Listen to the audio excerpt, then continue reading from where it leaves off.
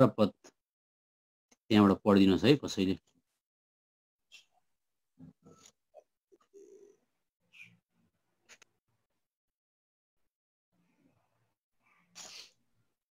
अनि म पनि तिमीलाई भन्दछु, तिमी पत्रुस हौ र यस चट्टानमाथि म आफ्नो मण्डली बनाउने छु, अनि नरकका ढोकाहरू यसमाथि विजय हुने छैनन्। हाम्रो विषय चाहिँ अस्ति हामीले संक्षिप्तमा हेरेका थियौँ कि परमेश्वरले हामीलाई प्रभु आउँदाखेरि, प्रभु यीशु मसीह आउँदाखेरि हामी उठाइ लगिनुभन्दा अगाडि बाइबलमा चाहिँ हामीले निचोड बाइबललाई निचोरेर हेर्दाखेरि खालि 3टा मुख्य रहस्यहरू पाउँदछौँ। अनि त्यो रहस्य हामीले बुझेका छौँ भने हामीलाई अल्मलिने जरुरत पर्दैन अथवा अल्मलिँदैनौँ हामी, किन बाइबललाई हामीले कहिल्यै पनि मान्छेले पढेर पढिसकेका छैनन्, किनभने मान्छेले यसलाई आज कुनै संसारको अरू किताब जस्तो गरेर पनि पढेका छन्, छिचोल्न सकेका छैनन्। अनि बाइबललाई मान्छेले अध्ययन गरिसक्नु पर्यो भनेर ग्रिक भाषामा, हिब्रू भाषामा पढ्न थाल्यो भने कहिले थियोलोजी सकिसक्दा पनि मान्छेले बाइबल छिचोल्न सकेको छैन। तर त्यस्तो समयलाई गालेर समयको बर्बादी, ताकतको बर्बादी हुनुभन्दा अगाडि हामीले बाइबलमा 3टा कुरा बुझ्यौँ भने हामीलाई छिट्टै प्रभु आउँदा हामी तयार हुन्छौँ भन्ने कुरो मैले बताउन प्रयत्न गरेको थिएँ। त्यो 3टा रहस्य चाहिँ ख्रिस्ट अनि मण्डलीको रहस्य, एउटा चाहिँ प्रभु यीशु मसीह प्रतिको भक्तिको रहस्य, अनि त्यो नबुझेको खण्डमा चाहिँ अधर्मको रहस्यले काम गर्छ भन्ने कुरा मत्तीको किताबबाट हामीले हेरेका थियौँ, अनि तिमोथीको किताबबाट, अनि दोस्रो थेसलोनी किताबबाट हामीले हेरेका थियौँ।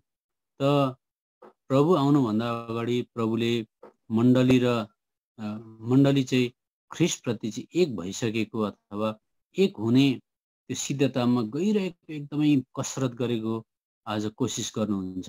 यो झट्टै त हुँदैन, तर एउटा व्यक्ति विशेषले प्रभुलाई पाइसकेपछि जब ऊ मण्डलीमा आउँछ उसले बुझ्नुपर्ने कुरो चाहिँ म चाहिँ प्रभु आउनुभन्दा अगाडि चाहिँ प्रभुसँग एक भइसकेको हुनुपर्ने रहेछ, अथवा मैले यसमा चाहिँ कोसिस गर्नु पर्दो रहेछ भनेर बुझेको छैन भनेदेखि चाहिँ कतिचोटि कस्तो हुन्छ भन्दा मैले नमुना बताएको थिएँ।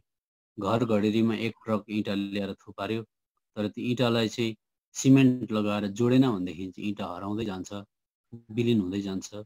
अनि त्यो इँटाहरू त्यसरी लडिरहेको छन् भने एउटा समस्याको कारण खुट्टा अल्झिने, लड्ने, ठोकिने कारणहरू बन्छ। त्यो इँटाको अस्तित्व हराउनु पर्यो भने चाहिँ अर्को इँटासँग जोडिएर पर्खालभित्र हराउनुपर्छ भन्ने कुरो मैले बताएको थिएँ।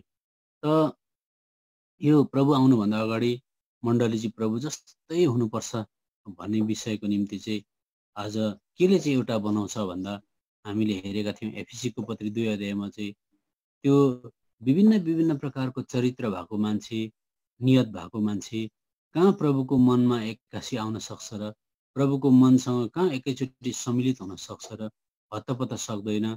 जटिल विषयवस्तु पनि अहिले यही नै हो। मुक्ति पाउनु प्रस्ताव गरेर ग्रहण गरेर आइसकेपछि मुक्ति पाइहाल्यो, तर समस्याको कारण चाहिँ प्रभुसँग एक हुन नसकेको कारणले गर्दाखेरि आज मण्डलीमा भाइ नै एक हुन नसकेको कारणले गर्दा प्रभुको मनमा आउन नसकेको कारणले गर्दा समस्या चाहिँ त्यहाँ लक्षाप्रै छ। त्यो त जहीँ कहीँ मण्डली छ त्यसमा गर्व गर्ने कुरा हो, तर मण्डलीको भित्रको समस्या हेऱ्यो भनेदेखि चाहिँ त्यो एक हुन नसकेको कारणले गर्दा हो। किन एक हुन सकेन भन्दा ख्रिस्टको शिरसँग जोडिएको छैन भन्ने विषयवस्तु मैले बताउन खोजेको थिएँ। 5जना विश्वासीहरू 5जनाको फाल्टै मतभेद विचारहरू हुन्छ, अनि तर 5जना विश्वासीले आफ्नो घाँटीदेखि उँभो चाहिँ प्रभु यीशु मसीहको शिरसँग आफूलाई जोड्नु भनेदेखि 5जनाको शरीरमा ख्रिस्टका विचारहरू, ख्रिस्टका चालचलनहरू, ख्रिस्टका हिँडाइहरू, ख्रिस्टको मूल्याङ्कन विधि सरेर आउँछ। त्यहाँ हल्ला, गण्डागोल, कुनै प्रकारको आज भद्रगोल हुने कुनै प्रकारको त्यहाँनिर कारणै उठ्दैन, किनभने 5जना त प्रभु यीशु मसीह शिरसँग जोडिएका छन्। त किन त्यस्तो यथार्थमा नभएको भन्दा सैद्धान्तिक हिसाबमा हामीले धेरैवटा कुरा बुझेका हुन्छौँ, तर व्यावहारिक हिसाबमा हामीले बुझेका हुँदैनौँ। के बुझेका हुँदैनौँ भने केले चाहिँ प्रभु यीशु मसीहसँग हामीलाई एक पार्न सक्छ भन्दाखेरि क्रुसले भन्ने कुरा हामीले एफिसीको पत्री 2 अध्यायमा हेरेका थियौँ। आउनुहोस् त्यो एकखेप पल्टाउँ एफिसीको पत्री 2 अध्याय, किनभने यो अस्तिको कुरो अलिकति नदोहोऱ्याइकन आजको लगातार त हुन सक्दैन। त्यसले गर्दाखेरि मैले एफिसीको पत्री 2 अध्यायमा तपाईँहरूलाई बोलाउँदैछु है। र 2 को 14 पददेखि म यहाँ पढ्दैछु, किनकि उहाँ हाम्रा मेलमिलाप हुनुहुन्छ। उहाँले दुवैलाई एक बनाउनु भयो र बिचको अलग पार्ने भित्ता भत्काइदिनु भयो। मेलमिलाप गराएर आफैमा 2 जनाबाट एउटा नयाँ मानिस सृष्टि गर्नका निम्ति उहाँले विधि विधानहरूमा भएका आज्ञाहरूको व्यवस्था अर्थात् शत्रुता आफ्नै शरीरमा मेटाइदिनु भयो। क्रुसद्वारा एउटा शरीरमा दुवैलाई परमेश्वरसँग मिलाप गराउनका निम्ति उहाँले शत्रुतालाई त्यस क्रुसद्वारा नाश गर्नुभयो। अनि यो मण्डली र ख्रिस्टको रहस्य बुझ्नको निम्ति चाहिँ क्रुस बुझ्न एकदमै अनिवार्य छ। अनि यो क्रुसको विषयवस्तु अहिले निग्लेक्ट भएको छ अथवा व्यवस्था भएको छ। मानव एउटा स्कुल छ, त्यो स्कुलमा सबै प्रकारको सहुलियतहरू छ, सबै प्रकारको आज इन्फ्रास्ट्रक्चर छ अथवा ग्राउन्ड छ, खेल्ने मैदान छ, गुरुबाउहरू छन्, राम्रो प्रकारको आज साफ सुथरा छ, सबै प्रकारको छ, ड्रेसहरू राम्रो छ।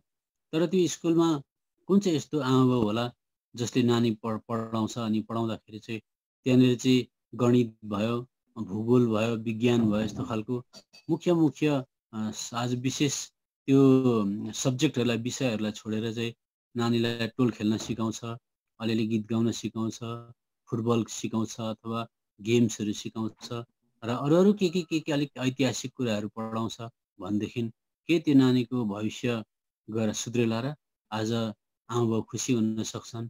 कति छिटो छुट्टी भयो, नानीले टोल खेल्न सिक्यो अथवा ऐतिहासिक कुराहरू अलिअलि जान्यो, धेरै खर्च लाग्छ स्कुलमा भने, तर मुख्य विषय के छोडियो भन्दा गणित छोडियो, भूगोल छोडियो, विज्ञान भन्ने छोडियो, साइन्स छोडियो। त्यसो गर्दा नानीको फ्युचर त डार्क हो।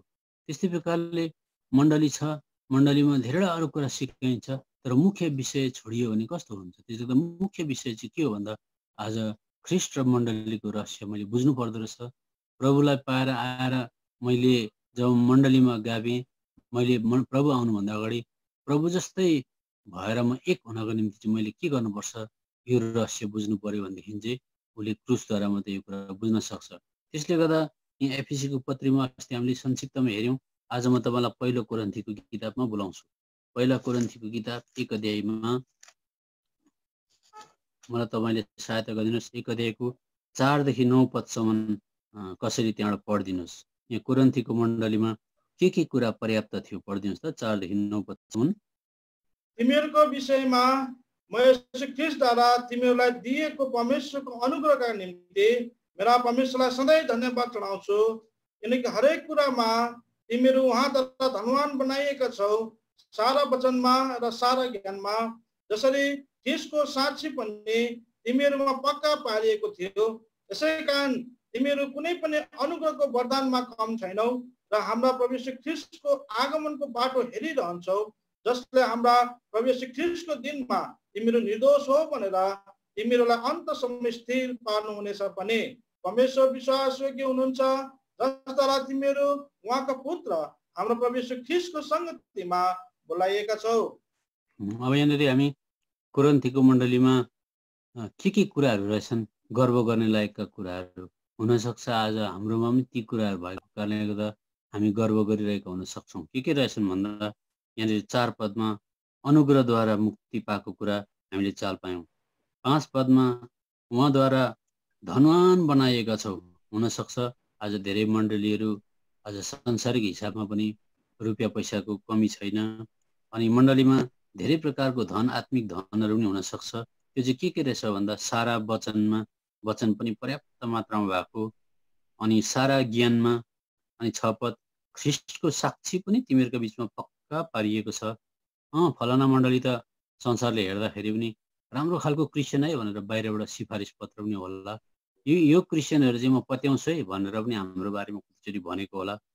अनि यसै कारण कुनै पनि अनुग्रहको वरदानमा तिमीहरू कम छैनौ। हेर्नुहोस्, अनुग्रहको वरदान पनि काफी रहेछ। हाम्रा प्रभु यीशु ख्रिस्टको आगमनको बाटो हेरिरहन्छौ, अनि त्यो मण्डलीले त प्रभु कहिले आउनुहुन्छन् पर्खि पनि रहेको रहेछ। अनि यहाँ भन्दैछ 8 पदमा, जसले हाम्रा प्रभु यीशु ख्रिस्टको दिनमा तिमीहरू निर्दोष हौ भनेर तिमीहरूलाई अन्तसम्म स्थिर पार्नुहुनेछ भने, अनि प्रभुको पक्षबाट त हामीलाई उहाँको आगमन हुन्जेलसम्म स्थिर पार्ने उहाँको सल्लाह पनि रहेछ, उहाँले प्रमिस पनि गर्नुभएको रहेछ। एकदमै राम्रो कुरा हो। अनि अब तर 10 पदमा जाँदाखेरि चाहिँ त्यत्रो सबै कुरो भए तापनि 10 पदमा चाहिँ यसो भन्छ, हे भाइहरू, हाम्रा प्रभु यीशु ख्रीष्टको नाममा म तिमीहरूलाई आग्रहपूर्वक बिन्ती गर्दछु, तिमीहरू सबै एउटै कुरा बोल। त्यहाँ एउटा भएको छैन रहेछ। बोल्ने कुरामा अथवा भन्ने कुरामा सबैको आफ्नो आफ्नो एउटा भनाइ रहेछ। उनीहरू ख्रीष्टले जुन कुरो भन्नुहुन्थ्यो त्यो कुरो भन्नेमा आइपुगेका छैन रहेछन्। सबैको आफ्नो आफ्नो विषय रहेछ त्यहाँनिर। यो कुरा हामी चाल पाउँछौँ।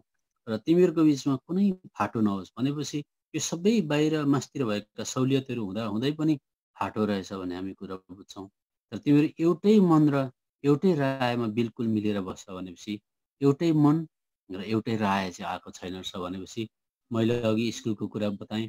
दामी स्कुल छ, सबै प्रकारको आज त्यहाँ सहुलियतहरू छ, तर आज गणित अनि विज्ञान जस्तो विषयवस्तु छोडियो भनेदेखि त्यो स्कुल कसले पढ्छ होला र। त्यस्तै प्रकारले प्रिय आज हामी मण्डलीमा अब हामी धेरैवटा कुरामा गर्व गर्छौँ, तर याद गर्नुहोस् के चाहिँ छैन भन्दाखेरि ख्रीष्ट र मण्डलीको रहस्य बुझ्नको निम्ति ख्रीष्ट आउनुभन्दा अगाडि मण्डली व्यक्ति विशेष क्रिस्चियन चाहिँ विश्वासीको बिचमा पनि अनि प्रभु यीशु मसीहको देहमा एउटै हुन सकेको छैन। त्यो प्रयासमा छैन। प्रभुकै कुरा सबैजनाले बोल्दैनन्। प्रभुको मैले अघि बताइहालेँ, प्रभुकै कुरा बोल्नको निम्ति त 5 जनाको टाउको चाहिँ घिच्रो चाहिँ 5 जनाको लगेर प्रभु यीशु मसीहको शिरसँग मिलायो भनेदेखि त प्रभु यीशु मसीहकै विचार, प्रभु यीशु मसीहकै भावना, प्रभु यीशु मसीहकै हेराइ बगेर आउनु पर्थ्यो। किन त्यो चाहिँ भएन?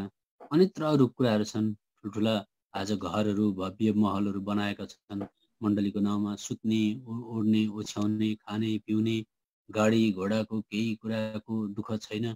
हवाई जहाजद्वारा मान्छे यता र उता कुदिरहेका छन्। तर के चाहिँ छैन भन्दाखेरि दुःखलाग्दो कुरो चाहिँ के छैन भने त्यहाँनिर विश्वासी एक भएका छैनन्। त्यसले गर्दा त्यो विषय चाहिँ एकदमै गहन विषय भएको कारणले गर्दा पावलले यसकै 2 अध्यायको 2 पदमा गएर चाहिँ तिमीहरूको बिचमा चाहिँ पहिला म क्रुस र क्रुसमा टाँगिएको प्रभुको कुरा गर्छु भनिकन 2 को 2 पदमा लेखेका छन्। पढ्नुहोस् त। किनकि मैले तिमीहरूको बिचमा यसो ख्रीष्ट र उहाँ क्रुसमा टाँगिनु भएको कुरा बाहेक अरू केही कुरा नजान्ने निर्णय गरेको थिएँ। त्यसले गर्दाखेरि एउटा व्यक्ति विशेष क्रिस्चियनले चाहिँ प्रभु यीशु मसीहसँग एक हुनको निम्ति चाहिँ क्रुस र क्रुसमा टाँगिएको येशूलाई चिन्नु पर्दछ। अनि क्रुसले के सहुलियत ल्याउँछ, क्रुस भनेको के हो विश्वासीले बुझेका हुँदैनन्। अनि एउटा आज निकै पाको विश्वासीलाई पनि क्रुसमा तपाईँ के बुझ्नुहुन्छ भन्दा क्रुसमा मेरो प्रभु मेरा पापका निम्ति मर्नुभयो अनि गाडिनु भयो, बौरी उठ्नुभयो मात्रै बुझेको हुन्छ। अरू धेरै मलाई लाग्छ धेरैवटा कुरा बुझेको हुँदैन।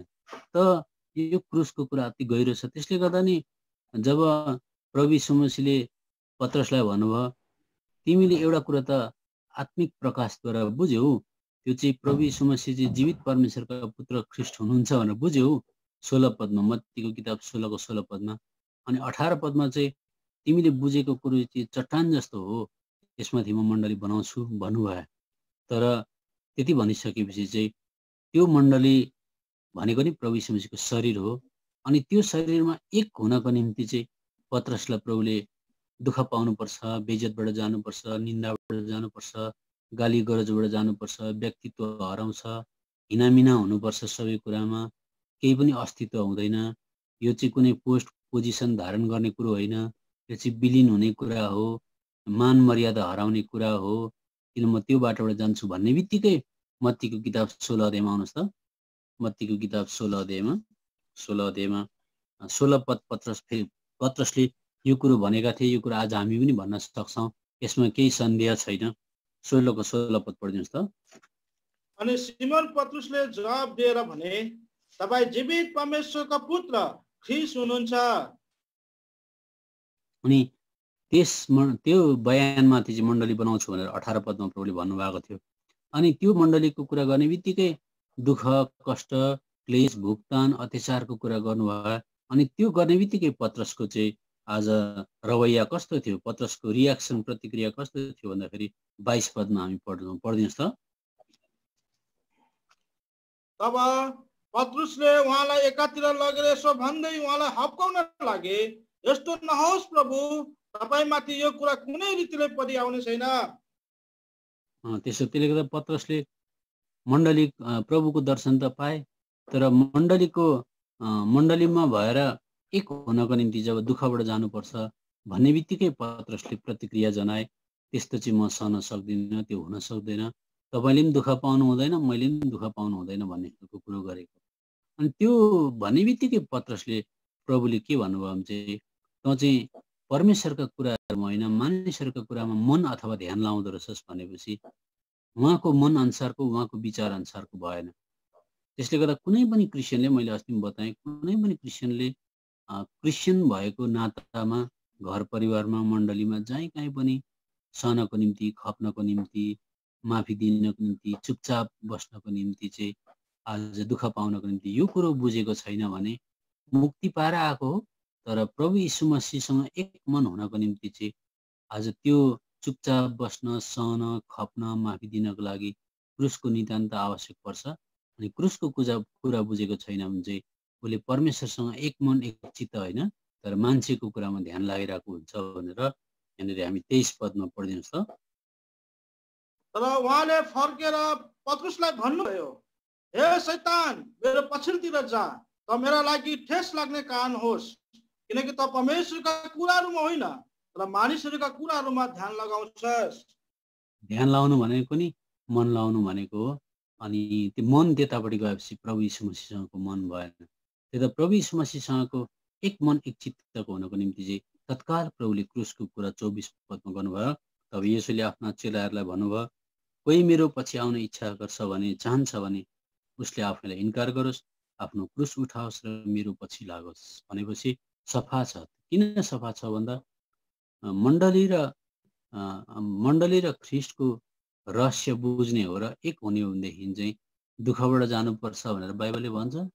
दुःखबाट जानुपर्छ भनेको भोकै तिर्खै हुनु अथवा लुगा फाटो नहुनु, नोकरी नहुनु भनेर हामीले त्यो कुरा गाँस्न मिल्दैन। सारा संसारको मान्छे पनि भोक तिर्खाबाट, दुःखबाट, मृत्युबाट, रोगबाट, कष्टबाट, आज अनइम्प्लोइमेन्टबाट गइरहेकै छ। त्यस कुरामा हामीले जोड्न मिल्दैन। अनि ट्याक्स पेपर बोकेर अथवा एउटा जग्गादेखि अर्को जग्गासम्म पुरा दुःख गरेर पसिना बगाउनु, त्यसलाई पनि हामीले क्रुसको कुरा जोड्न सक्दैनौँ। किनभने त्यस्ता कुराहरू त संसारका अरू धर्मावलम्बीहरूले पनि गरि नै रहेका छन्। पसिना बगाइरहेका छन्, ओर पर कुदिरहेका छन्, ठुल्ठुला इमारतहरू, भवनहरू पनि बनाइरहेका छन्। अनि यो चाहिँ के कुरो हो त क्रुस बोक्नु भनेको चाहिँ? प्रभु यीशु मसीहको नाउँमा अब संसारमा पनि मान्छेले एकादशलाई माफी दिन्छ, त्यो मानवीय क्षमताद्वारा माफी दिएको हुन्छ, त्यसमा क्रुस हुँदैन। त मानवीय क्षमताद्वारा माफी दिएकोमा पनि केही हद तक राम्रो कुरा देखा पर्छ, तर क्रुसद्वारा माफी दिँदाखेरि चाहिँ कहिले पनि त्यो कुरो उल्टाउन पाइँदैन, कोट्याउन पाइँदैन, एकतर्फी माफी हुन्छ। त कुनै पनि प्रभु यीशु मसीहले अब एफएसीको पत्री 4 को 32 पद कसैले पढिदिनुहोस् न। एफएसी 4 को 32 पदमा माफी त्यो त क्रुसद्वारा भएर माफी दिनु, क्रुसद्वारा भएर सहनु भनेको चाहिँ आकाश र पतालको अन्तर हो। संसारले माफी दिएको र संसारको डेफिनेसन जुन चाहिँ छ बयान, आकाश र पतालको अन्तर पर्छ। पढ्नुहोस् त एफएसी 4:32। अनि एक अर्कापट्टि दयालु हो, कोमल मनका हो, र जसरी परमेश्वरले ख्रिस्टमा तिमीहरूलाई क्षमा गर्नुभएको छ, त्यसरी नै तिमीहरूले पनि एक अर्कालाई क्षमा गर। त्यो अब परमेश्वरले ख्रिस्टमा भएर क्षमा गर्नुभयो। त ख्रिस्टले क्षमा गर्नु पर्दाखेरि चाहिँ कसरी क्षमा गर्नुभयो भन्दा अब क्रुसले के कुरा ल्याउँछ त्यो कुरो म बताउन चाहन्छु है त। अब अहिले मैले भन्न चाहेको चाहिँ परमेश्वरले ख्रिस्टमा भएर क्षमा गर्नुभयो। अब क्रुसलाई हामीले कसरी बुझ्नुपर्छ, बाइबलले के कुरा बुझाउन चाहन्छ भन्दा क्रुसले सबैभन्दा पहिलो कुरो चाहिँ शैतानलाई हराउनु पर्यो। एउटा विश्वासीले पनि, व्यक्ति विशेष विश्वासीले पनि शैतानसँग दिनहुँको जीवनमा कुस्ती लड्दाखेरि शैतानलाई हराउनु पर्यो भने अरू कुनै उपायद्वारा पनि शैतानलाई हराउन सक्दैन। त प्रभुले कसरी शैतानलाई हराउनु भयो भन्दा हिब्रू 2:14 पद कसरी पढिदिनुहोस्। हिब्रू 2 को 14 पदमा चाहिँ त्यहाँ हामी एउटा कुरा पाउँछौँ, प्रभुले आज शैतानलाई कसरी हराउनु भयो। यसकारण ती छोराछोरीहरू मासु र रगतका भागीदार भएका हुनाले उहाँ आफै पनि त्यसरी नै ती कुराहरूकै भागी हुनुभयो। मृत्युद्वारा उहाँले मृत्युको सामर्थ भएकोलाई अर्थात् शैतानलाई नष्ट गर्नलाई। अब त्यहाँ कसरी चाहिँ उहाँको मृत्यु भयो हामीलाई थाहा छ, क्रुसमा मृत्यु भयो। अनि उहाँ चाहिँ चुपचाप चुपचाप चुपचाप चुपचाप शैतानका जति प्रकारका अग्निबाणहरू हुन्छ त्यसलाई निभाउनको लागि चाहिँ उहाँले प्रतिशोध जनाएर होइन, खपेको खपेकै खपेको खपेकै मृत्युसम्म चुपचाप लागेर मर्दाखेरि मात्रै त्यो शैतान जसकोमा आत्मिक मृत्यु ल्याउने शक्ति थियो, त्यो आत्मिक मृत्यु ल्याउने शक्ति भएको शैतानलाई चाहिँ मृत्युद्वारा नै पराजय गरिदिनु भयो, हराइदिनु भयो। त्यसले गर्दाखेरि मासु र रगतको भागीदारै भएर आएर यही शरीरमा त्यसरी चुपचाप लागेर सहेर खपेर प्रभु मरिदिँदा मात्रै शैतान हार्यो। त्यो त तपाईँ र मलाई पनि मासु र रगतको शरीरमा राख्नुभएको छ। तपाईँ र मैले पनि शैतानलाई दिनै पछि हराउने हो भनेदेखि चाहिँ बोलेर विवाद गरेर डिस्कस गरेर राइटमा फाइट गरेर होइन, चुपचाप लागेर नै तपाईँ र मैले शैतानलाई हराउन सक्छौँ। त्यो त सबैभन्दा पहिला क्रुसले के ल्यायो भन्दा शैतान हार्यो। अदनको बगैँचादेखि शैतान हारेको थिएन, अनि शैतानलाई प्रभुले क्रुसमा पराजय गर्नुभयो, शैतान हार्यो। त्यो त क्रुसले ल्याउने सहुलियतमा सबैभन्दा पहिला शैतान हार्यो, त्यो कुरा हामी याद गर्नुपर्छ। दोस्रो कुरा, शैतान हार्ने बित्तिकै क्रुस मार्फत भएर चाहिँ लुकाको किताब 23 अध्यायको 34 पदमा चाहिँ प्रभु यीशु मसीहले सारा संसारको मान्छेलाई क्षमादान आज के गर्नुभयो, पस्किनु भयो। लुकाको किताब 23 अध्यायको 34 पद पढिदिनुहोस्। दोस्रो कुरो चाहिँ त्यहाँबाट हामीले क्रुस मार्फत चाहिँ माफी पाएको हो। पढ्नुहोस् त। तब येशूले भन्नुभयो, हे पिता, तिनीहरूलाई क्षमा गर्नुहोस्, किनकि तिनीहरूले के गरिरहेका छन् सो जान्दैनन्। अब हेर्नुहोस्, अनि तिनीहरूले उहाँका तब एउटा क्रिस्चियनले चाहिँ अर्कोलाई माफ दिनु पर्यो भनेदेखि चाहिँ त्यो क्रुसलाई चिनेको छैन, माफै दिन सक्दैन। त प्रभु यीशु मसीहले क्रुस मार्फत भएर माफ दिनुभयो। त माफ दिँदा के भन्नुभयो भनेदेखि चाहिँ, हे पिता, यिनीहरूले के गरिरहेछन् जान्दैनन्, यसकारण उनीहरूलाई क्षमा गर्नुहोस् भन्नुभयो। अब विचार गर्नुहोस् त, प्रभु यीशु मसीहलाई लगेर त बुद्धिजीवी ज्ञानी मान्छेले मार्दै थिए, के गर्दैछन् उनीहरूलाई थाहा छैन भनेर प्रभुले भन्नुभयो। यो त लजिकली मिलेन। त यसो विचार गर्नुहोस्, उनीहरूलाई त थाहा थियो हामीले मान्छे मार्दैछौँ भनेर, के गरिरहेछन् थाहा छैन भनेर भन्नुभयो। त प्रभुले त्यहाँबाट प्रभुको तर्फबाट त माफ दिइहाल्नु भयो, सधैँभरिको लागि माफ दिनुभयो। यद्यपि संसारले आएर माफी मागोस् नमागोस्, उहाँ तर्फबाट त माफी दिइहाल्नु भयो। हे पिता, यिनीहरूले के गरिरहेछन्, म पनि क्षमा गर्छु, तपाईँले क्षमा गरिदिनुहोस् भनेको क्रुस मार्फत भएर क्षमा गर्नु हुँदै थियो। तर के गरिरहेछन् जान्दैनन् भन्दाखेरि त कुरा मिलेन। उनीहरूले त के गरिरहेछन् थाहा थियो, मान्छे मार्दैछन्, आज दिउँसै मान्छे मार्दैछन् उनीहरूले। तर के चाहिँ थाहा थिएन भन्दा महिमाको प्रभु, नाकमा सास दिने आकाश र पृथ्वीको मालिकलाई मार्दैछौँ भनेर चाहिँ थाहा थिएन। त्यसले गर्दा आज तपाईँ र मैले पनि अर्कोलाई माफ दिनु पर्दाखेरि शर्त राख्न पाइँदैन। उसले मलाई माफ मागोस्, त्यसले मलाई के साह्रो अत्याचार गरेको, के साह्रो दबाएको, अथवा यो भन्यो त्यो भन्यो, मलाई फलानाले यसरी मिच्यो, ढिस्काले यसरी मिच्यो, खाइदियो, मार्यो, कुनै पनि प्रकारको दोषारोपण छ जसले गर्दा मण्डलीमा एकता नआएको। किन एकता नआएको? त्यो अर्को व्यक्तिले क्षमा गर्न सक्दैन। अनि क्षमा गरे तापनि शर्त राखेर क्षमा गरेको छ। तर क्षमा गर्नु पर्दाखेरि चाहिँ आज के गरिरहेछन् थाहा छैन भनेर क्षमा गर्न सक्नुपर्छ। किन भन्दाखेरि मभित्र भएको पवित्र आत्मा, मभित्र भएको प्रभुले सहन चाहनुहुन्छ, चुपचाप बस्न चाहनुहुन्छ। तर अर्को प्रत्याशीले, उतापट्टिको मान्छेले त्यो कुरोलाई बुझेको छैन। अनि मभित्र मैले प्रभु भएको कारणले चुपचाप लागेको हुन उसलाई थाहा छैन। उसले रुखो बोल्यो, उसलाई थाहा छैन मैले प्रभुको विरुद्धमा गनगन गर्दैछु, प्रभुको पवित्र आत्माको सहनशीलताको विरुद्धमा गनगन गर्दैछु, विरोध गर्दैछु, उतापट्टिको व्यक्तिलाई थाहा छैन। त्यसले गर्दा प्रभुलाई क्षमा होस् भन्यो भनेदेखि चाहिँ त्यो विश्वासीले क्रुसद्वारा मात्रै, क्रुस मार्फत मात्रै अर्कोलाई क्षमा दिन सक्छ। त्यसले गर्दा क्रुसले अर्को कुरा के ल्यायो भन्दाखेरि चाहिँ क्षमादान ल्यायो, तर बिना शर्तको। त्यसले गर्दा एफिसी 4को 32 पदमा तिमीहरूले पनि एका दोस्रोलाई क्षमा गरिदेऊ, जसरी परमेश्वरले ख्रिस्टमा भएर क्षमा गर्नुभयो त्यसरी नै भनेपछि चाहिँ बिना शर्तको क्षमा। त्यसले गर्दा अहिले क्रिस्चियनडममा, मसिह जगतमा क्षमा घटेर मानवीय स्तरमा आएको छ। क्षमा चाहिँ क्रुसको क्षमा भनेको चाहिँ बिना शर्तको क्षमा हुनुपर्छ। घर परिवारमा चाहिँ केही पनि बिना शर्त क्षमा गर्नुहोस्, त्यो कुरो कहिले नकोट्याउनुहोस्। हिब्रू 8 अध्यायको 12 पद अनुसार तपाईँको घर बिस्तारै बिस्तारै स्वर्गको टेस्ट, फोरटेस्ट अथवा मिठास त्यहाँ झल्किन थाल्छ। अब अर्को कुरा चाहिँ क्रुसद्वारा क्षमा आउँदो रहेछ, क्रुसद्वारा शैतान हारेछ। अर्को कुरा चाहिँ तीन नम्बरको सहुलियत चाहिँ रोमीको किताब 6 अध्यायको 6 पदमा चाहिँ क्रुसमा जब प्रभु मर्नु भएको थियो तपाईँ र मेरो पुरानो मान्छे पनि त्यहाँ टाँगिएको थियो भनेर लेखिएको पाइन्छ। देख्दा हेर्नुहोस् त 3टा कुरा त क्रुसमा हामीले पूर्ण भएको देख्दैछौँ। रोमीको किताब 6 अध्यायको 6 पद पढ्नुहोस् त। पापको शरीर बेकाममा होस् भनेर हाम्रो पुरानो मान्छे उहाँसँग क्रुसमा टाँगियो भन्ने कुरा थाहा गर्दै अब उसो हामी पापको दास हुनु हुँदैन।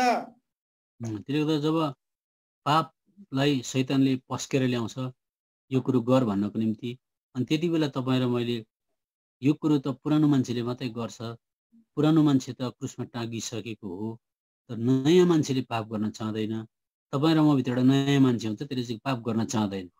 तर तपाईँ र मैले चाहिँ पुरानो मान्छेको बहावभित्र आएर पुरानो मान्छेलाई फेरि पालन पोषण गर्दाखेरि मात्रै झर्को, गनगन, डिबेट, डिस्कस, मन दुखाउने, ठेस खाने कुराहरू भएको। त्यो त हामीले जब शैतानले पाप पस्केर ल्याउँदा चाहिँ यो पुरानो मान्छे पो गनगन गर्छ त म नयाँ मान्छे त गनगन नगरी बस्नुपर्छ भनेर नयाँ मान्छेलाई धारण गर्न चाह्यौँ भनेदेखि चाहिँ पुरानो मान्छे क्रुसमा टाँगिएको अनुभव हामीले त्यति बेला गर्नुपर्छ। त्यसले गर्दा यो कुरोलाई आज हामीले यसरी मूल्याङ्कन गरेर हेऱ्यौँ भनेदेखि हामीलाई पाप गर्न घिन लागेर आउँछ, किनभने पुरानो मान्छेको शक्तिले त्यहाँ काम गरिरहेको हुन्छ। यो कुरा हामीले बुझ्नु पर्यो। अब अर्को कुरा कलसीको किताब 2को 14 पदमा चाहिँ क्रुसमा के पनि घटना घट्यो भन्दा जब प्रभु क्रुसमा मर्नु भएको थियो तपाईँ र मेरो विरुद्धमा जति पनि अभियोगहरू थिए, व्यवस्थाले अभियोग लगाएको थियो, कुनै पनि कुरो हामी परमेश्वरको अगाडि गरेर कहिले पनि सिद्ध नहुन सक्ने मान्छे हाम्रो विरुद्धमा अभियोगै अभियोग, हत्याको अभियोग, चोरीको अभियोग, अझ लुटको अभियोग, व्यभिचारको अभियोग, एकदम मानौ त्यो मान्छेलाई हत्कडी लगाएर बाँधेर चाहिँ सिधै मार्न लागेको जस्तै अभियोग हाम्रो विरुद्धमा थियो। अनि प्रभु यीशु मसीहले चाहिँ आज त्यो अभियोगलाई चाहिँ कलसीको किताब 2को 14 पद अनुसार चाहिँ खुलेआम क्रुसमा टाँगिदिनु भयो। भन्नुहोस् त। र उहाँले हाम्रो नाममा लेखिएको धर्मविधिहरू रूपी त्यो लेख मेटाइदिनु भयो जो हाम्रो विरोधमा थियो र त्यसलाई क्रुसमा किला ठोकेर त्यसलाई बीचबाट हटाइदिनु भयो। यो कुरा कस्तो प्रमुख छ। इङ्ल्यान्डको जोना राइस भन्ने मान्छे एक दिन बेलुका बाइबल अध्ययन गर्दै केही लेखिरहेको थियो अरे, घटेको घटना मैले पढेको। अनि एउटा कालो आकृति साँच्चैकै छाया जस्तै आएर उसको अगाडि उभियो अरे। अनि भन्यो अरे विभिन्न प्रकारको पहिलादेखि गरेको के भुलहरू, गल्तीहरू, पापहरू थियो सबै कुरा दोहोऱ्याएर भन्यो अरे। अनि जोना राइसले भन्यो अरे यति मात्रै हो, अब अन्तमा चाहिँ तैँले लेख। त्यति मात्रै होइन, आज क्रुसमा बगेको रगतले क्रुसमा चाहिँ मेरा सबै अभियोगहरू चाहिँ प्रभु यीशु मसीहले टाँगिसक्नु भएको छ, खुल्याम त्यसलाई आज च्यातिसक्नु भएको छ, काँटी ठोकिसक्नु भएको छ भन्ने बित्तिकै त्यो आकृति त्यहाँबाट हराएर गयो। त्यो त विश्वासीलाई शैतानले जहिले पनि दोष र अभियोग लगाएर पुराना कुराहरू ल्याएर, हारका कुराहरू ल्याएर निराशजनक बनाएर राखेको हुन्छ। अनि पुरानो कुराले हन्टिङ गरिरहेको हुन्छ। अनि पुरानो कुरामा सोचेरै के भयो, मैले के गरेछु भनेर त्यो कुरोलाई उसले एकदम सोचेर घायल भइरहेको हुन्छ। तर बाइबलले भन्छ कतिचोटि हामीले मुख खोलेर शैतानलाई टेस्टिमोनी पनि दिनु अरे, अथवा मुख खोलेर उसलाई भन्नु अरे। अनि प्रभु यीशु मसीहको रगतद्वारा मेरो सब पापहरू धोइएको छ जा भनेर पनि भन्न सक्नुपर्छ। किन भन्दा यो कुरा प्रकाशको किताब 12 अध्यायको 10 पदमा लेखिएको छ। पढ्नुहोस् त। 10-11 पदमा हामी समय खै पाउँछौँ कि पाउँदैनौँ, तर पनि म कोसिस गरियोस् है। प्रकाशको किताब 12 अध्यायको 10 पदमा चाहिँ दोष लगाइएको कुरा छ। अनि 11 पद मात्रै पढिदिनु समय बचाउनको लागि। अनि उनीहरूले त्यसलाई थुमाको रगतद्वारा र आफ्नै गवाईको वचनद्वारा जिते अनि मृत्युसम्म उनीहरूले आफ्ना प्राणहरूलाई प्रेम गरेनन्। त्यस्तो त्यसले गर्दा कतिचोटि मैले कति प्रभुको सेवकबाट सुनेको, अब कतिचोटि विभिन्न प्रकारको विचारहरू ल्याएर मनमा आक्रमण गर्छ, निराश कुरो बनाउँछ, हारका कुराहरू ल्याएर। तर त्यति बेला हामीले शैतान जहिले जति पनि कुरा दोष लाउँछस्, प्रभु यीशुले सबै कुरा क्रुसमा टाँगिसक्नु भएको छ, मेरो विरुद्धमा केही पनि छैन, मैलाई प्रभुको रगत धोइसकेको छ भनेर मुख खोलेर पनि भन्नुभएको थियो। टेस्टिमोनी भनेको चाहिँ चर्चमा उभिएर टेस्टिमोनी दिनु भनेको होइन, शैतानलाई पनि टेस्टिमोनी दिनु भनेको यो कुरा हो। अब क्रुसले अर्को कुरा के ल्यायो भनेदेखि चाहिँ तपाईँ र मैले भोग्ने दण्ड जुन चाहिँ थियो त्यो दण्ड प्रभुले क्रुसमा भोग्नुभयो। भन्नु मतलब न्याय पनि भयो क्रुसमा। तपाईँ र मेरो न्याय हुनुपर्ने प्रभु यीशु मसीहको न्याय भयो। यो कुरा रोमी 4को 25 पदमा हामी त्यहाँ लेखेको पाउँछौँ। हाम्रा अपराधका निम्ति मलाई लगेर टाङ्नु पर्ने तर अथवा म दण्डित हुनुपर्ने, मेरो पापले गर्दा म नरकमा पुग्नुपर्ने तर प्रभु दण्डित हुनुभयो भन्नु मतलब प्रभु त्यहाँ न्यायमा कचघरीमा प्रभु उभिनु भयो। रोमी 4 को 25 पद पढिदिनुहोस्।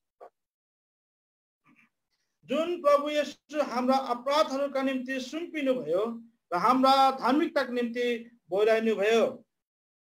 तपाईँ र म पक्रेर लानु पर्थ्यो, तर गलातीको किताब 1:4 पद पनि पढिदिनु भयो भनेदेखि चाहिँ उहाँले आफूलाई हाम्रा निम्ति सुम्पिनु भयो भन्ने कुरा त्यहाँ लेखिएको पाइन्छ। गलाती 1:4 पद पनि है। परमेश्वर र हाम्रा पिताको इच्छा अनुसार यस वर्तमान दुष्ट संसारबाट हामीलाई छुटकारा दिनका लागि उहाँले आफैलाई हाम्रा पापहरूका निम्ति दिइहाल्नु भयो।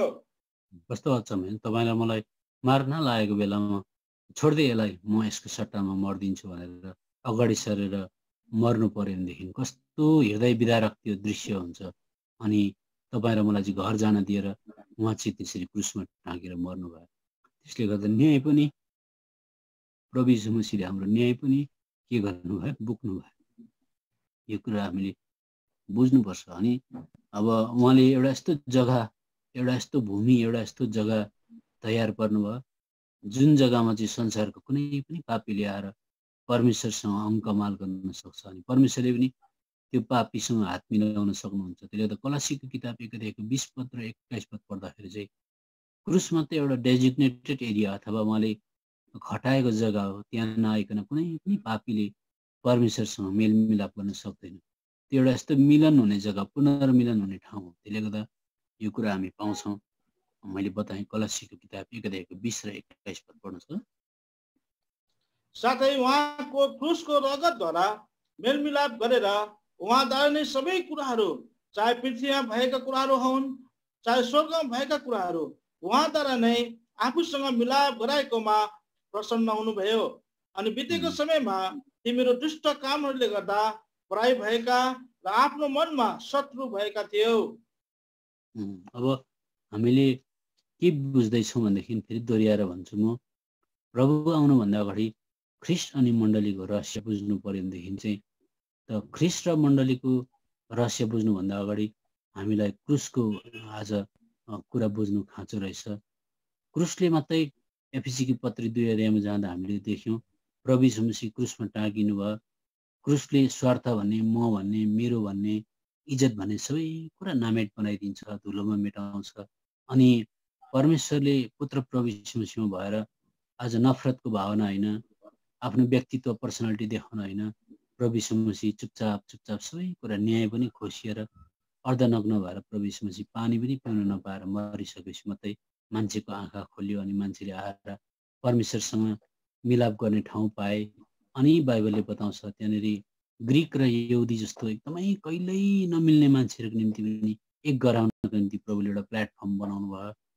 एउटा समाजमा वरिष्ठ मै हुँ भन्ने ठुलो जातको मान्छे पनि अनि एउटा निम्न स्तरको तल्लो तहको मान्छेले झारेको आज एउटा दलित जस्तै मान्छेले पनि आएर मण्डलीमा प्रवेश पाउँछन्। अनि प्रवेश पाएपछि चाहिँ ती दुई व्यक्ति चाहिँ एक हुनको निम्ति चाहिँ क्रुसद्वारा मात्रै हुन सक्छ। किनभने क्रुसद्वारा त्यो ठुलो जातको मान्छेले मेरो व्यक्तित्व, मेरो पर्सनालिटी, मेरो सम्मान प्रतिष्ठा केही होइन रहेछ, म क्रुसमा विलिन हुन चाहन्छु भन्यो र सानो निम्न स्तरको व्यक्तिले पनि क्रुसद्वारा त्यो कुरोलाई अङ्कमाल गर्यो भने उनीहरू दुईजना एउटै हुन्छन्।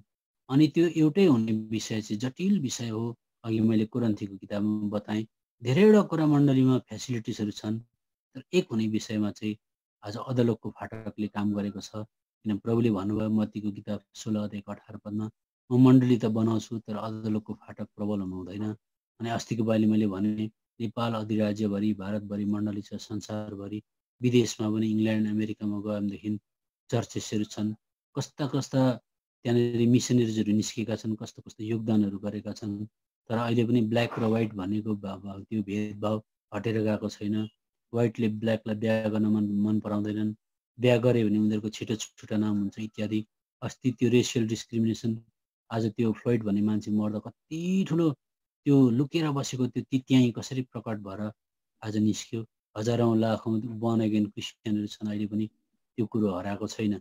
अनि नेपाल अधिराज्यभित्र मैले बताएँ आज मेची तरेर जाने बित्तिकै जातपातको कुरा आउँछ, छुवाछुतको कुरा आउँछ।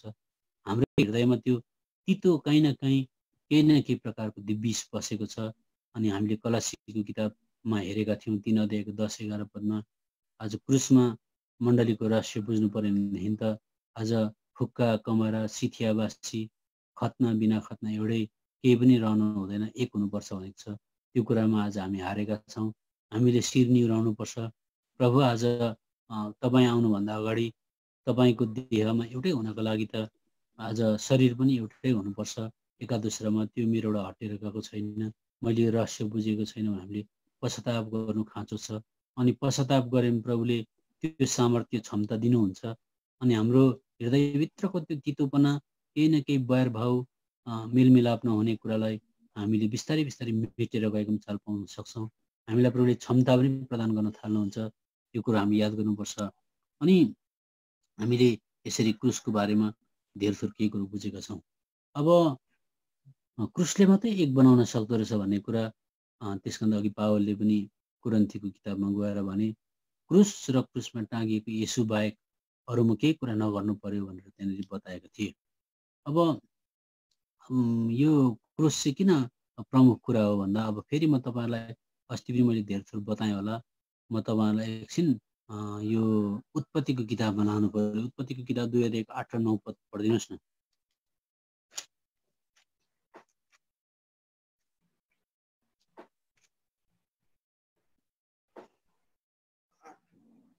अनि परमप्रभु परमेश्वरले पूर्वपट्टि आदनमा एउटा बगैँचा लगाउनु भयो र त्यहाँ आफूले रच्नु भएको मानिसलाई राख्नुभयो। अनि परमप्रभु परमेश्वरले जमिनबाट हर प्रकारको रुख उमार्नु भयो जो हेर्नमा मनोहर र भोजनका निम्ति असल थियो। अनि बगैँचाको बीचमा उहाँले जीवनको रुख साथै असल र खराबको ज्ञानको रुख पनि उमार्नु भयो।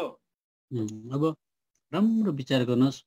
प्रभु यीशु मसीह संसारमा आएर क्रुसद्वारा हामीलाई मिलाप गराउनु भयो। क्रुसद्वारा हाम्रो अनेकौँ अघि हामीले सहुलियतहरू हेऱ्यौँ, धेरैवटा कुरा घटेछ। अनि त्यो क्रुसद्वारा भएर अथवा क्रुस मार्फत भएर पितासँग मिलाउन चाहेको हो। अनि पिता कहाँ पुर्याउनको लागि पनि हो। त्यो एउटा साधन हो क्रुस चाहिँ। हामी पाउँछौँ सायद यो कुरा पहिला पत्रस 2 अध्यायको 18-19 पदमा हामी पाउँछौँ। हामीलाई परमेश्वर कहाँ पुर्याउनलाई हो भनेर पनि यो कुरा पाउँछौँ है। यो गहिरो कुरा छ। यहाँनिर आउनुहोस् मसँग सायद पहिला पत्रस 2 अध्यायको 18-19 हो या 3 अध्याय हो, म निकाल्छु।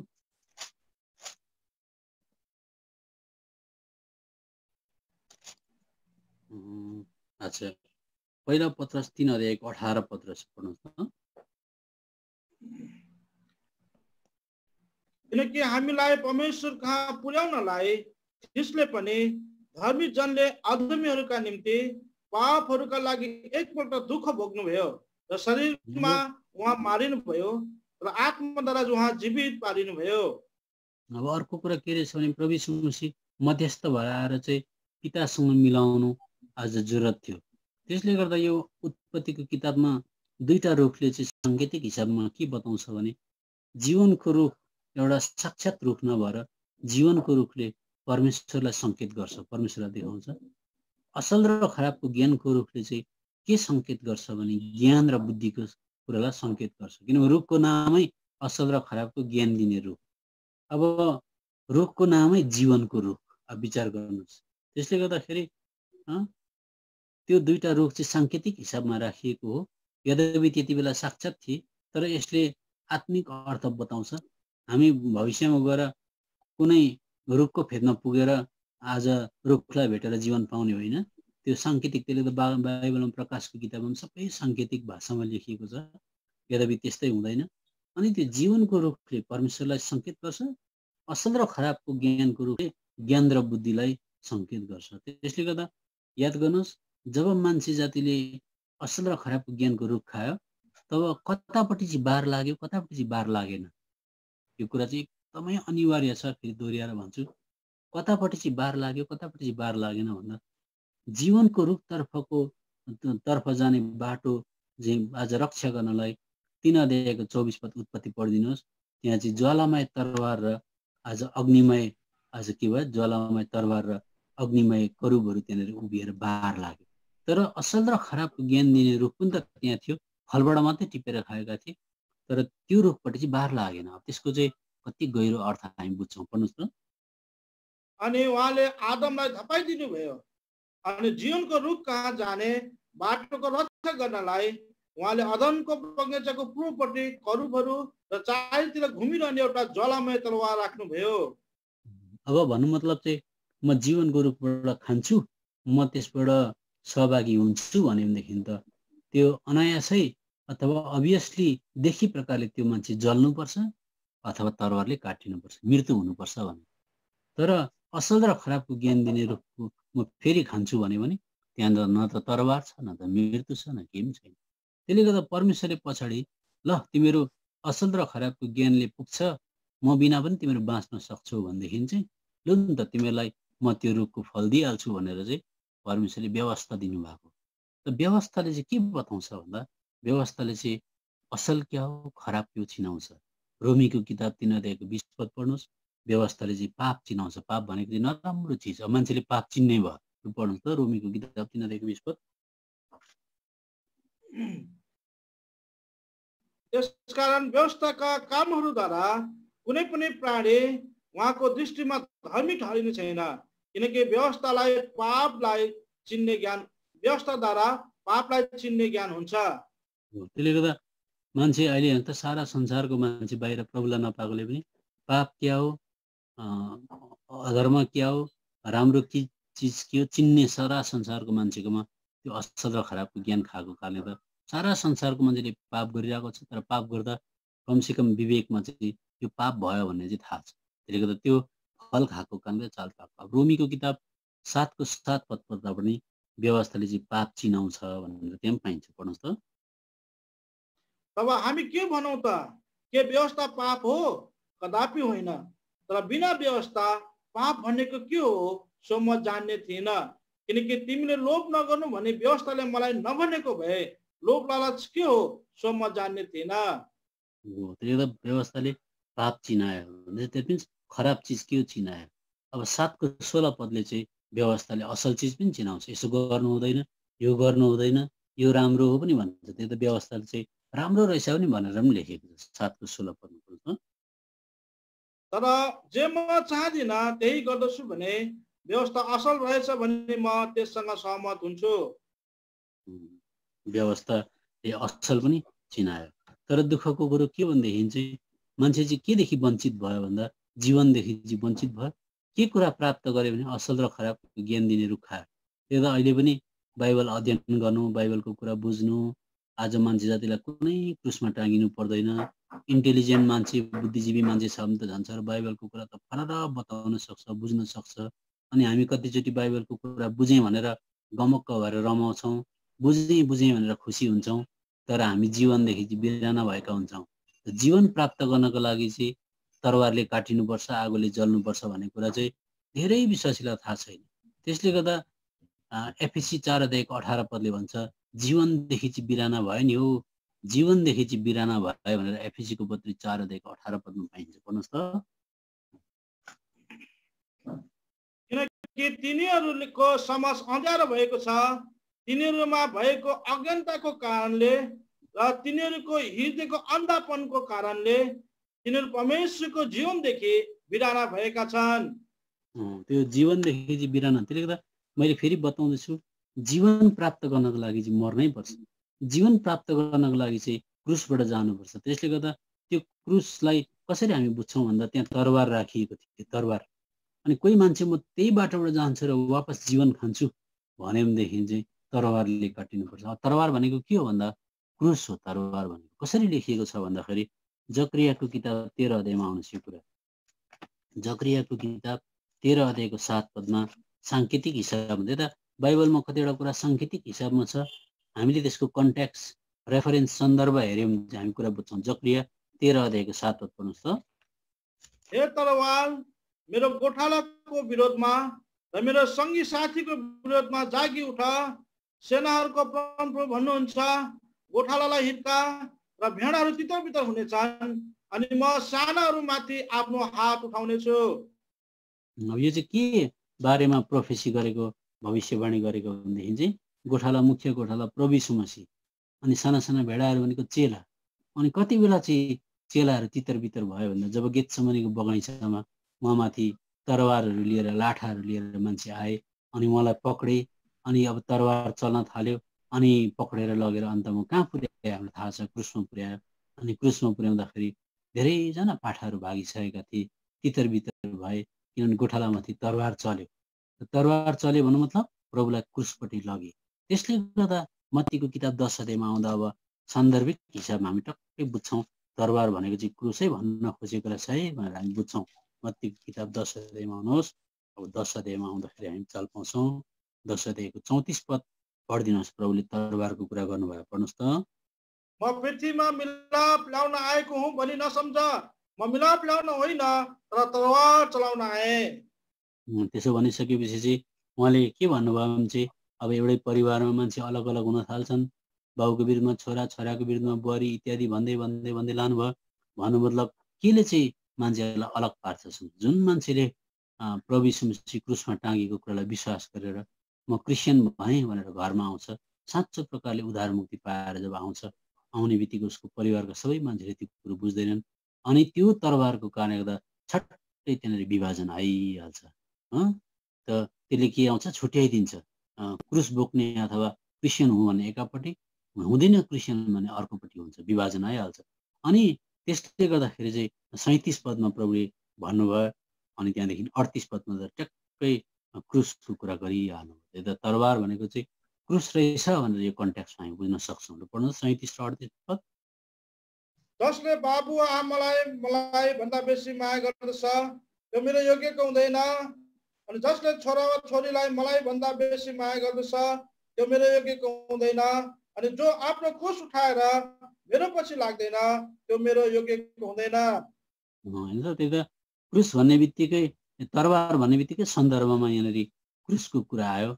अनि तरवारले अलग पार्यो, क्रुसले पनि अलग पार्छ भनेर कहाँ लेखेको छ भन्दा गलातीको किताब 5 अध्यायको 14 पदले भन्छ, म चाहिँ क्रुसको कारणले गर्दाखेरि संसारदेखि अलग भएँ, अथवा संसार चाहिँ मेरो निम्ति अलग्गै भयो, मेरो परिवार, संसार सबै कुरा क्रुसले चाहिँ विभाजन ल्यायो भनेर गलातीको किताब 5 अध्यायको 14 पदमा पाइन्छ। पढ्नुहोस्।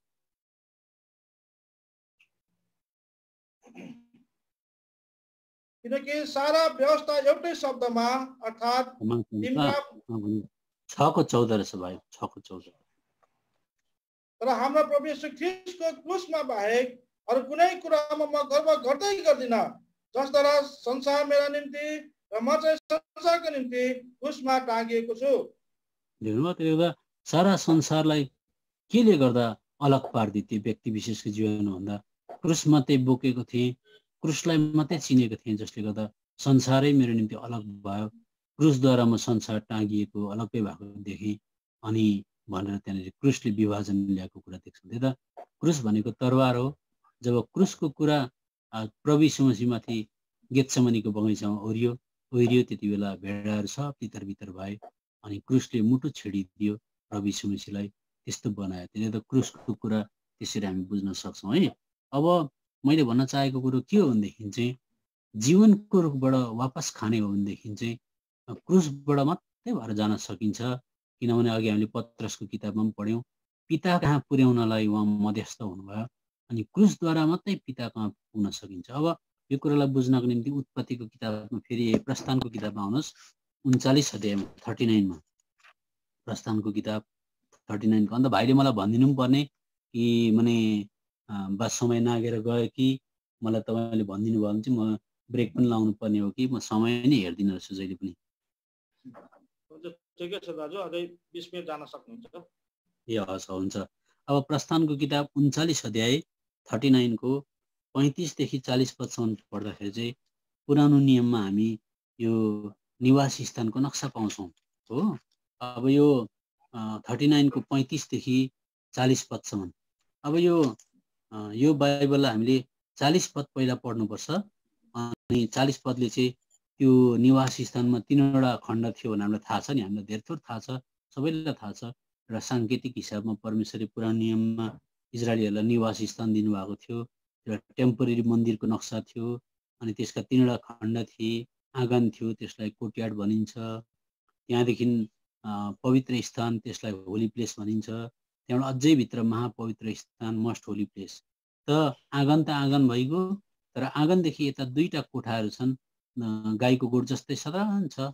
अनि त्यसलाई पवित्र स्थान र महापवित्र स्थान भनेर भाग लगाइएको छ। त अब हामी पहिला आँगनको बारेमा पछाडिबाट पढ्दै ल्याउँ। 40 पद पढिदिनुहोस् त। आँगनका पर्दाहरू, त्यसका खाम्बाहरू र त्यसका चुलगरहरू, साथै आँगनको ढोकाको पर्दा, त्यसका डोरीहरू, त्यसका किलाहरू र भेट हुने पालका निम्ति निवास स्थानको सेवाका सबै सामानहरू। यो चाहिँ बाहिर आँगनको कुरा भइहाल्यो। आँगनदेखि बाहिर सेतो पर्दा लगाएको चारैपट्टि बार छ, अनि पर्दाकै एउटा दरवाजा छ भन्नु मतलब पर्दा झुन्डाइराखेको छ एउटै मात्रै। त्यसले चाहिँ त्यो क्याम्पसमा अथवा त्यो क्षेत्रमा पस्नको निम्ति प्रवेशद्वार भयो। त्यहाँबाट आँगनको कुरा हामीले बुझ्यौँ, आँगन आएछ। अब आँगन आउने बित्तिकै आँगनमा चाहिँ के रहेछ भन्दाखेरि चाहिँ 39 पद, अब उल्टा पढ्दै ल्याउँ। 39 पदमा आँगनमा के राखिदिएको छ देखिन्छ, पढ्नुहोस् त। पित्तलको बेदी, त्यसको पित्तलको चाल्नी, त्यसका डन्डाहरू र त्यसका सबै सामानहरू, बाटा र त्यसको खुट्टा। अब त्यो आँगनमा आउने बित्तिकै हामीले चाल पायौँ त्यहाँ त पित्तलको बेदी रहेछ। त पित्तलको बेदीमा चाहिँ के हुन्थ्यो भन्दा पशु प्राणी मरेकै हुन्थे। त्यहाँ पशु प्राणी मार्ने त्यहाँ लेवीका सेवकहरू थिए। अनि त्यहाँनिर आज सबै अङ्गहरू छुट्याइएको जलेकै गर्दा चाहिँ त्यसले के सङ्केत गर्छ भने भविष्यमा गएर प्रभु यीशु मसीह क्रुसमा मर्नुहुने रहेछ। पित्तलको बेदी रूपी आज त्यो क्रुसमा प्रभु यीशु मसीह मर्नुहुने रहेछ। धेरै पशु प्राणीको सट्टामा बलिदान हुनुहुने रहेछ, रगत बग्ने रहेछ भन्ने कुरोलाई सङ्केत गर्छ। अब मानिलिउँ अहिले हामी साक्षात् त्यो काल्पनिक हिसाबले त्यो क्षेत्रमा पस्यौँ अरे, पित्तलको बेदीमा पशु प्राणी मरेकै छन्, रगत बगेकै छ, क्रुसको कुरालाई हामीले बुझ्यौँ अरे। हेर्नुहोस् है, अब बुझ्ने बित्तिकै अब त्यसको छेउमा आइसकेपछि अब यहाँनिर पढिदिनुहोस्, फेरि तपाईँले पढिदिनु पर्यो। यहाँनिर 39 पद फेरि पढिदिनुहोस् त। पित्तलको बेदी, त्यसको पित्तलको चाल्नी, त्यसका डन्डाहरू र त्यसका सबै सामानहरू, बाटा र त्यसको खुट्टा। बाटा भनेको चाहिँ इङ्ग्लिसमा LAVER, त्यसलाई हिन्दीमा हुन्डी भन्छ। त्यो पित्तलको बेदीलाई क्रस गर्ने बित्तिकै चाहिँ ठुलो एउटा हुन्डीमा पानी राखिएको हुन्थ्यो। त्यसले चाहिँ के सङ्केत गर्छ भनेदेखि चाहिँ बप्तिस्माको कुरालाई सङ्केत गर्थ्यो। त्यसले गर्दा एउटा मान्छे गेटबाट भित्र पस्यो, बाटो सत्य र जीवन भइगयो, पित्तलको बेदीको कुरा बुझ्यो, क्रुसमा प्रभु मर्नु भएछ भन्ने कुरा बुझ्यो, अनि त्यहाँदेखि बप्तिस्माको कुरा पनि बुझ्यो। तर याद गर्नुहोस्, जहिले पनि क्रिस्चियन जगतमा आँगनमा मान्छे धेरै हुन्छन्। आँगनमा धेरै प्रकारका पशु प्राणी ल्याइएको अथवा कसले के सेवा गर्यो, कसले के चढायो, कुन चाहिँ मान्छेको व्यक्तित्व के हो, आँगनमा भिडभाड हुन्छ। तर अब त्यहाँबाट चालिन्छ मान्छे, चालिन्छ भनेको फिल्टर हुन्छ। फिल्टर भएर अब होइन म यो आँगनमा मात्रै सीमित भएर बस्दिनँ, म त पहिलो कोठाभित्र पस्नु पर्यो भनेदेखि चाहिँ पहिलो कोठामा चाहिँ मान्छे कम्ती मात्रै हुन्छन्। त्यो पहिलो कोठालाई चाहिँ पवित्र स्थान भन्छ। अनि त्यहाँ जानको निम्ति चाहिँ अहिले पनि साङ्केतिक हिसाबमा क्रिस्चियन जगतमा एउटा चर्चमा मान्छे थुप्रो हुन्छन्। तर मण्डलीको अभिभारा उठाउने, सेवा गर्छु, अलिकति गहिरिएर जान्छु, बिलाएर जान्छु, हराएर जान्छु, गहिरिएर गएर अरूको निम्ति केही न कुछ गर्छु भन्ने खट्नी गर्ने मान्छे कम्ती हुन्छ। त्यसले गर्दा अब पवित्र स्थान आयो, पहिलो कोठा। पहिलो कोठाको वर्णन चाहिँ हामी 37 र 38 पदमा पाउँछौँ। त्यहाँभित्र के राखेका हुँदो रहेछन्। अब कोठाभित्र पस्यो, कम्ती अल्पसङ्ख्यक मात्रै पस्छ। पढ्नु 37 र 38 पद।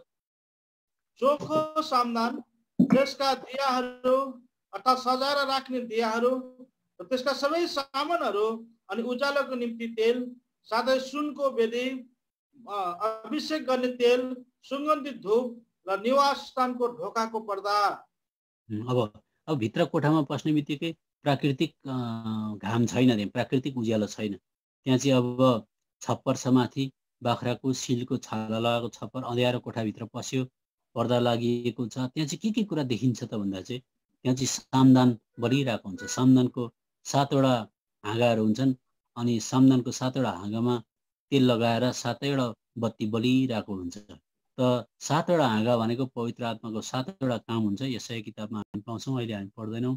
पवित्र आत्माले 7 प्रकारले काम गर्नुहुन्छ। अब चाहिँ प्राकृतिक उज्यालोदेखि मान्छे अलिकति अन्धकार जग्गामा गयो, अब त्यहाँ प्रकाश पाउनको लागि उसलाई पवित्र आत्माको प्रकाश चाहियो। सामदानले चाहिँ पवित्र आत्माको प्रकाश भन्ने कुरा बुझियो।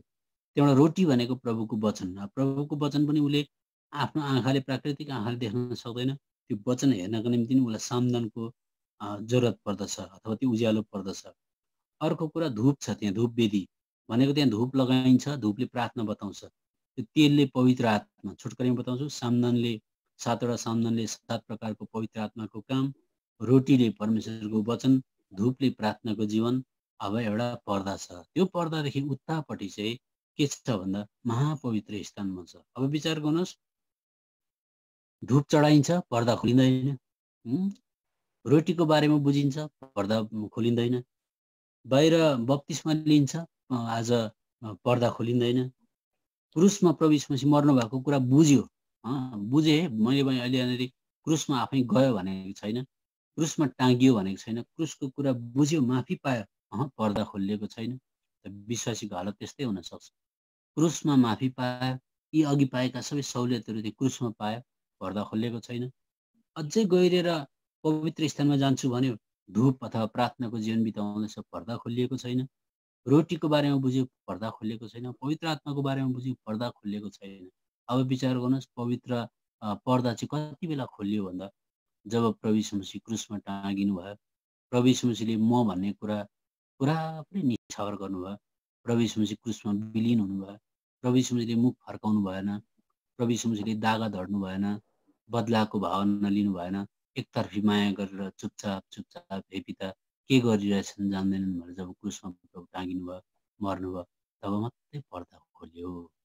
अब कुरा चाहिँ के छ भनेदेखि चाहिँ विश्वासीलाई प्रभु यीशु मसीहले चाहिँ पिता कहाँ पुर्याउनलाई आउनु भएको। पिता कहाँ गयो भने चाहिँ के हुन्छ? अब विचार गर्नुहोस्, पिता कहाँ गयो भने चाहिँ क्रिस्चियनलाई जहिले रेस्ट हुन्छ। जस्तै चारैपट्टि कोरोना भाइरस होस् कि अनइम्प्लोइमेन्ट होस् कि बिमारबाट मर्नु परोस् कि जाए जुनै प्रकारको अनिकाल भोक तिर्खाबाट जानु परोस्, जहिले पनि उसलाई रेस्ट हुन्छ। रेस्ट भनेको आत्मामा ऊ बेचैन कहिले हुँदैन, निराशजनक जीवन उसको कहिले हुँदैन। जस्तै परिस्थितिमा पनि उसको भित्र चाहिँ रेस्ट हुन्छ, आनन्दले भरिएको हुन्छ। र प्रभु यीशु मसीहलाई थाहा थियो पिताको उपस्थितिमा चाहिँ आनन्द हुन्छ। सबजनाले भन्नुहोस् त के हुन्छ अरे? आनन्द हुन्छ। आनन्द हुन्छ। अब त्यो आनन्द त्यस्तो त्यहाँ आनन्द हुन्छ। त्यसले गर्दा त्यो आनन्द चाहिँ प्राप्त गर्नु पर्यो भने चाहिँ त्यसलाई चाहिँ जीवनको बाटो भन्छ। जीवनको बाटो। अब यो कुरा चाहिँ कहाँ लेखेको छ भने भजनको किताब 16 अध्यायको 11 पदमा। हेर्नुहोस् है, अहिले पनि मैले बताउँदैछु, जीवन प्राप्त गर्ने हो भनेदेखि चाहिँ त्यो जग्गाबाट मर्नुपर्छ, टाँगिनुपर्छ, अनि मात्रै त्यो जीवनमा पुग्न सकिन्छ। भजनको किताब 16 अध्यायको 11 पद पढ्नुहोस्। तपाईले मलाई जीवनको बाटो देखाउनु हुनेछ, तपाईको उपस्थितिमा आनन्दको भरपुरी छ, तपाईको दाहिने हातमा सदा सर्वदा सुख चैनहरू छन्। अब छोटकरीमा म सकि पनि हाल्छु, भाइले मलाई 20 मिनटमा अब सायद 2-3 मिनट मात्रै होला। त अब तपाईँ र मलाई प्रभु यीशु मसीह मध्यस्थ भएर पिता कहाँ पुर्याउन आउनु भएको छ। पिताकोमा रहिरहने आनन्द हुँदो रहेछ, अनि त्यसलाई चाहिँ जीवनको बाटो भन्दो रहेछ। त्यसलाई चाहिँ असल र खराबको ज्ञान दिने भक्कु बाइबल पढेर पनि हुँदैन रहेछ। त्यो बाटोबाट जानको लागि चाहिँ मर्नु पर्दछ, त्यसले मात्रै पितासँग एक बनाउँदो रहेछ भन्ने कुरा त हामी धेरै थोर अलिकति अनुमान लगाएर अड्कल काटेर पनि बुझ्दैछौँ होला जस्तो लाग्छ। अनि पवित्र आत्माले पनि तपाईँलाई व्यवहारमा जाँदै गर्दा भविष्यमा यो कुरा बुझ्ने मौका दिनुहुन्छ। अब कुरो के हो भनेदेखि चाहिँ तपाईँ र मलाई पनि भित्र पिताकोमा बसेको, पिताको साथमा बसेको अनुभव गर्ने भनेदेखि चाहिँ जहिले पनि तपाईँ र म त्यो बाटोबाट भएर जानुपर्छ। अनि त्यो बाटोलाई चाहिँ जिउँदो बाटो भन्छ। सबजनाले सुनिराख्नुहोस्, जिउँदो बाटो। अनि प्रभु यीशु मसीहले त्यसलाई इनागुरेट गरेर खोलेको भनेर चाहिँ हिब्रूको किताब 10 अध्यायको आज 19-20 पदमा लेखिएको पाइन्छ। लु पढ्नुहोस्।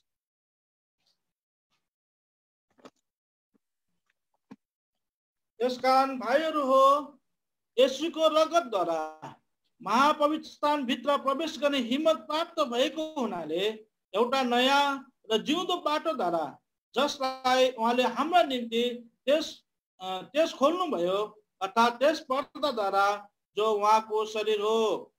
तपाईँ र मलाई पनि पृथ्वी तलमा रहँदाखेरि अहिले नै पिताको उपस्थितिमा बसेको प्रभु यीशु मसीहले त्यो प्रावधान राखिदिएको रहेछ। म पनि पिताको उपस्थितिमा जहिले बस्छु। पिताको उपस्थितिमा बस्यो भने चाहिँ आनन्दको भरपुरी रहेछ। जीवनको बाटोबाट भएर जानु पर्यो भने चाहिँ त्यहाँ मर्नु पर्दो रहेछ, क्रुसले मात्रै त्यहाँ पुर्याउन सक्दो रहेछ। हे प्रभु, मलाई पनि त्यस्तो जीवन चाहियो, धेर थोरमा पनि चाख्नु पर्यो भनेर एउटा विश्वासीले अनुभव गर्नु पर्यो भने चाहिँ दुईटा कुराले मात्रै भित्र प्रवेश गर्न पाउँछ। अब 19 र 20 पदलाई ध्यान दिएर पढ्यो भनेदेखि चाहिँ प्रभु यीशु मसीह पनि हिब्रू 9 को 24 पद अहिले हामी पढ्दैनौँ। हिब्रू 9 को 24 पद अनुसार चाहिँ उहाँले आफ्नै रगत लिएर भित्र पस्नुभयो। तपाईँ र मलाई पनि पिताको उपस्थितिमा जानको लागि हामीलाई थाहा छ, प्रभु तपाईँको रगतद्वारा मलाई शुद्ध पवित्र पार्नुहोस् भन्दाखेरि एउटा हतियार त भए, एउटा हतियार भयो भित्र पस्नलाई। तर बाइबलले भन्छ दुईटा हतियार चाहिन्छ अथवा दुईटा वस्तु चाहिन्छ। त एउटा त हामीलाई थाहा छ प्रभु यीशु मसीहको रगतमा पाप धोइएर पितालाई प्रार्थना गर्नुपर्छ भनेर। तर अर्को हतियार हामीले बिर्सेका हुन्छौँ। त पहिलो 19 पदमा चाहिँ लेखेको छ, भाइहरू, येशूको रगतद्वारा महापवित्र स्थानभित्र प्रवेश गर्ने हिम्मत प्राप्त भएको हुनाले भन्यो। तर अर्को हतियार धेरैले मिस गरेको छ। त्यो अर्को प्रावधानलाई बुझेको छैन। अर्को प्रावधान चाहिँ हो एउटा नयाँ र जिउँदो बाटोद्वारा, जसलाई उहाँले हाम्रा निम्ति खोल्नुभयो, अर्थात् त्यस पर्दाद्वारा जो उहाँको शरीर हो। अघि महापवित्र स्थानमा जानको लागि पर्दाले रोकेको थियो। प्रार्थना गर्दा पनि भएन, भेटी चढाउँदा पनि भएन, बप्तिस्मा लिँदा पनि भित्र पुग्ने आज त्यो एक्सेस पाइएन। तर के द्वारा भन्दा जब प्रभु यीशु मसीह क्रुसमा सबै प्रकारको व्यक्तित्वलाई, पर्सनालिटीलाई, इज्जतलाई, सम्मानलाई फ्याँकेर प्रभु क्रुसमा मर्नु भएको थियो। जब उहाँले समर्पण गर्नुभयो तब चाहिँ त्यो पर्दा फाटेको थियो। अब त्योसँग के शरीर तालुका छ त भन्दाखेरि पर्दा भनेको चाहिँ हाम्रो शरीर हो। हाम्रो शरीरमा चाहिँ एउटा यस्तो खालको बाक्लो पर्दा हुन्छ, त्यसलाई इच्छा भन्छ, विल भन्छ। अनि त्यो विल चाहिँ टप्पै टाँगिन माग्दैन, मर्न माग्दैन। त्यो विलले म त क्रुसमा टाँगिन्छु, मुख लाग्दिनँ, चुप लागेर बस्छु, सहन्छु, खप्छु, निन्दा गर्दिनँ, यसमा चित्त बुझाउँछु भनेर भन्नको निम्ति चाहिँ विल फाट्नुपर्छ, विल च्यातिनुपर्छ, विल टुक्रिनुपर्छ। अनि विल टुक्रिँदाखेरि मात्रै क्रुसमा टाँगिएको अनुभव हुन्छ। अनि त्यो क्रुसमा टाँगिएको अनुभव हुँदा मात्रै पिताको उपस्थितिमा बसिरहेको हामीलाई के हुन्छ, महसुस हुन्छ। त्यही त कतिचोटि विश्वासीलाई एकदम आनन्दित भइरहेको हुन्छ। त्यो आनन्दित कति बेला हुन्छ भन्दा जब कसैसँग ग्रजेस हुँदैन, कसैसँग अमेल हुँदैन, सबैलाई माफी दिएको हुन्छ, अलिकति सहेको हुन्छ, अथवा सबैपट्टि हाम्रो विवेक शुद्ध सफा छ भने जति बेला हामीलाई पिताको उपस्थितिमा बसेको अनुभव हुन्छ, त्यति बेला हामीले कतिचोटि हामीहरूको पर्दा रूपी इच्छा च्यातिएर सहेर खपेर बसेको हुन्छौँ।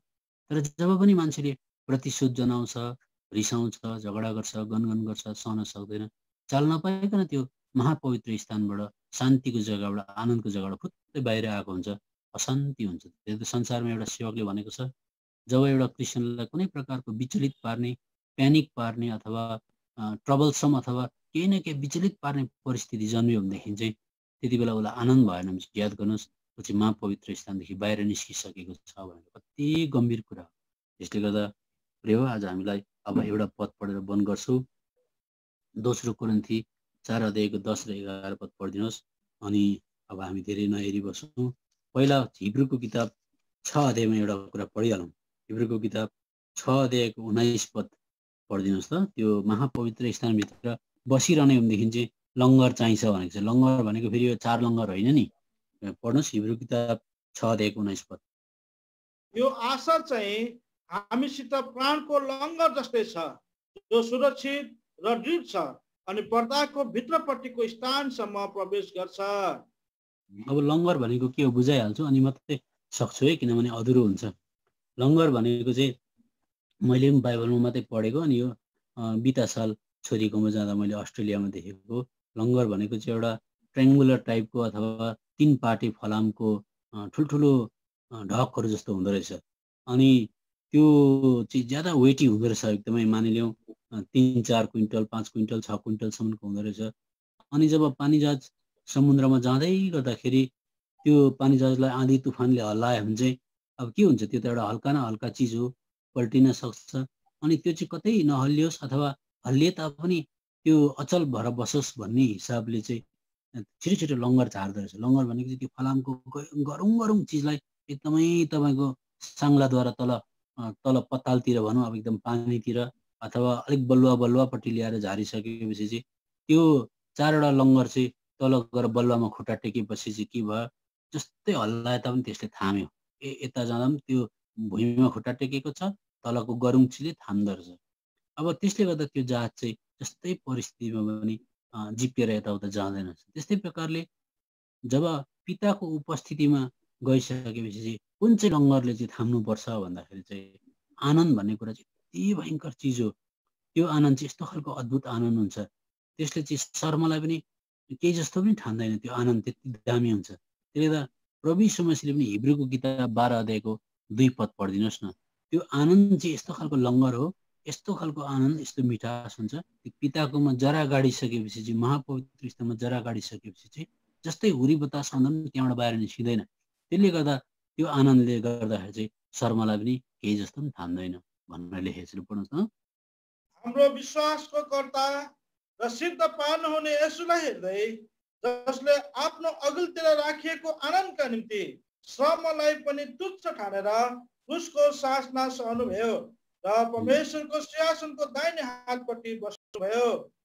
अहिले पनि एफिसीको पत्रले भन्छ हामीलाई परमेश्वरको आज छेउमा बस्ने जग्गाहरू राखिदिएको छ। हामी पृथ्वी तलमा भए तापनि हाम्रो खास जग्गा चाहिँ माथि ओगटेर राखिएको छ।